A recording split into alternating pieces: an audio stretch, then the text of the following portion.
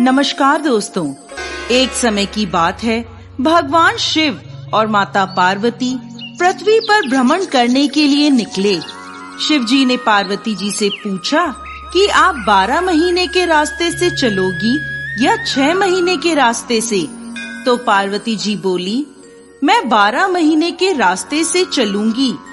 तब शिव जी ने पार्वती जी से कहा कि संसार के लोगों के दुखों को देखकर आप कोई भी हट नहीं करोगी। पार्वती जी मान गईं। अब शिव जी पार्वती जी को लेकर चलते हैं तो रास्ते में देखते हैं एक घोड़ी कष्टा रही थी। उसके बच्चा होने वाला था और वो दर्द में थी। तो उसकी पीड़ा देखकर पार्वती जी ने पूछा, ये घोड़ी क्यों कष्टा रही है? तो शिव जी कहते हैं कि ये माँ बनने वाली है। तब पार्वती जी बोली कि माँ बनने में इतना कष्ट है तो आप मेरे तो गांठ लगा दो। शिव जी कहते हैं, अभी आगे चलो। तभी रास्ते में एक राजा का राज्य आता है।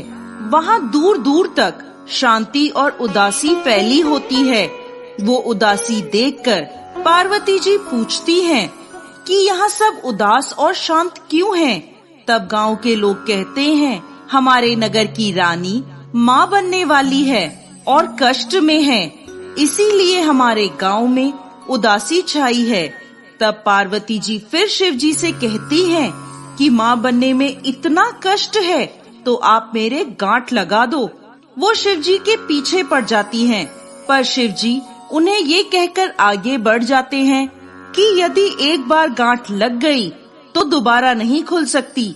अब जब वो आगे बढ़ते हैं तो देखते हैं कि रास्ते में एक गाय कष्टा रही थी। उसकी पीड़ा देखकर पार्वती जी फिर बोली, माँ बनने में इतना कष्ट है तो आप मेरे तो गांठ ही लगा दो। पार्वती जी हट करने लगी तो शिव जी ने पार्वती जी के गांठ लगा दी। अब वो दोनों आगे बढ़े। इस प्रकार चलते चलते वो दोनों पार्वती जी के पीहर पहुँचते हैं। वहाँ सब उनकी खूब आवभगत करते हैं, खूब पकवान बनाए जाते हैं। पर शिव जी जो भी खाना बना होता है वो सब खाना खा जाते हैं। अब पार्वती जी क्या खाएं? तो वे बथुए की साग खाकर पानी पी लेती हैं। दोपहर में जब वो दोनों विश्राम करते हैं तो शिव जी पार्वती जी से पूछते हैं कि आपने क्या खाया? तो पार्वती जी कहती हैं, जो आपने खाया वही मैंने खाया। पार्वती जी के सोने पर शिव जी उनके पेट की नाभि की ढकनी खोलकर देखते हैं कि पार्वती जी ने क्या खाया। तो उनके पेट में बथुए का साग और पानी दिखता है। पार्वती जी के जागने के बाद शिव जी उनसे कहते हैं, आपने हमसे झूठ बोला था, आपने तो बथुआ और पानी पिया है।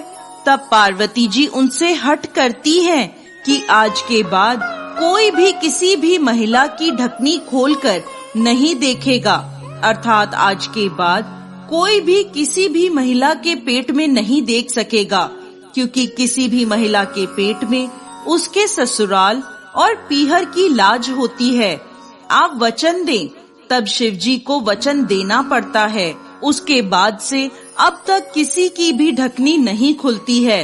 अब वो दोनों वापस कैलाश पर्वत की ओर निकलते हैं तो रास्ते में गाय अपने बछड़े को चाटती हुई मिलती है और खूब खुश दिखाई देती है। ये देखकर पार्वती जी शिव जी से अपनी गांठ खोलने को कहती हैं। तो शिव जी कहते हैं, मैंने आपको पहले ही कहा था कि गांठ मत लगवाओ, लेकिन आपने तो जिद पकड़ ली।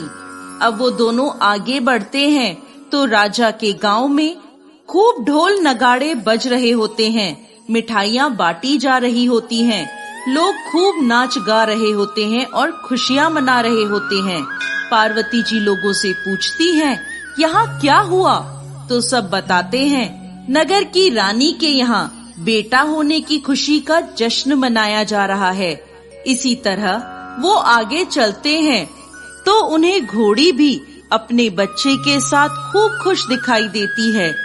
ये देखकर पार्वती जी फिर शिव जी से गांठ खोलने की जिद करने लगती हैं। तो शिव जी कहते हैं, मैंने आपसे पहले ही कहा था गांठ मत लगवाओ। यहाँ मृत्यु लोक में हर चीज आपको लुभाएगी, परंतु आप नहीं मानी, आपने जिद पकड़ ली।